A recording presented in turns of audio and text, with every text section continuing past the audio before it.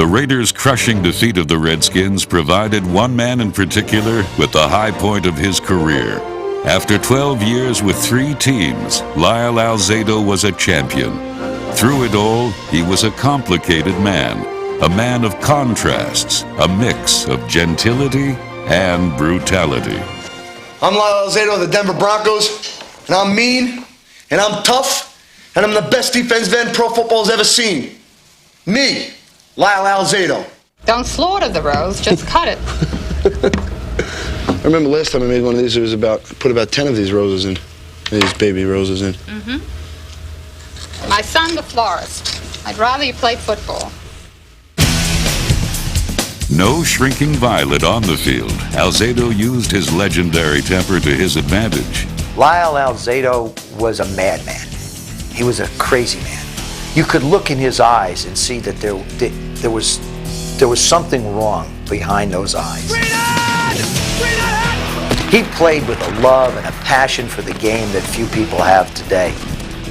Named Defensive Player of the Year with the Broncos in 1977, Alzado passed through Cleveland on his way to California, where he was the NFL's Comeback Player of the Year as a Raider.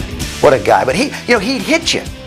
He'd come at you and he'd hit you, he'd give you a forearm. He'd go, I'm going to kill you.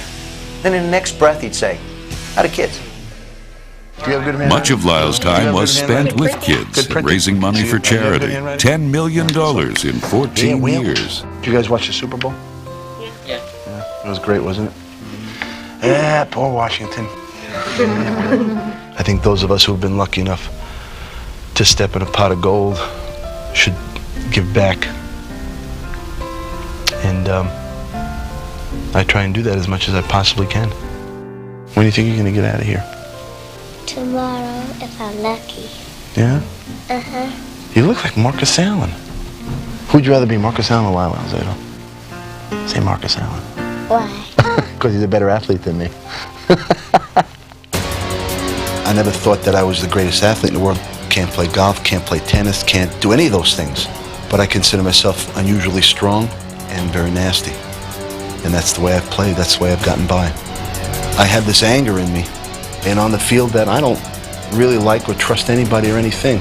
And I don't particularly think there's a person on this earth that can kick my ass. Lyle had tremendous highs and tremendous lows.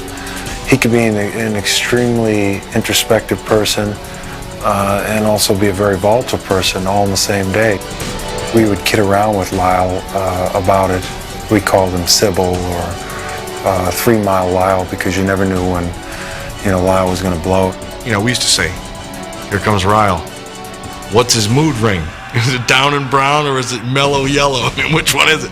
You never knew who was going to show up. And it was fun to kind of poke at Lyle and push his buttons and, just watch him explode. But looking back on it now and knowing all that I know now, I don't think Lyle could really control himself.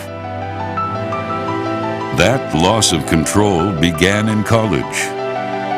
Ultimately, Lyle believed that his dramatic weight gain, his violent behavior and drastic mood swings were caused by massive doses of anabolic steroids taken over a period of 20 years.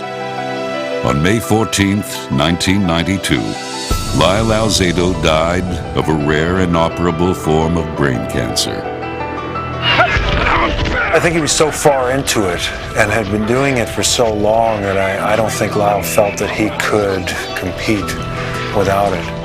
I knew what was going on, but I knew what was right and what was wrong. But I also was ignorant in terms of the ramifications of steroid use and didn't. Maybe I should have said something, but didn't. And, I regret that.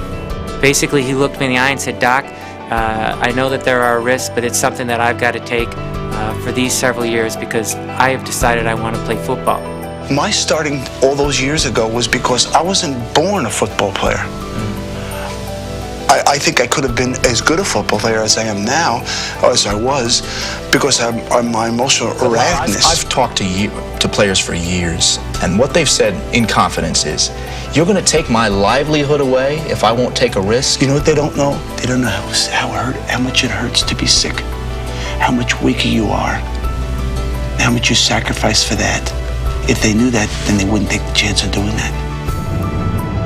I'm Lyle Alzado of the Denver Broncos, and I'm mean, and I'm tough, and I'm the best defensive end pro football's ever seen. Me, Lyle Alzado.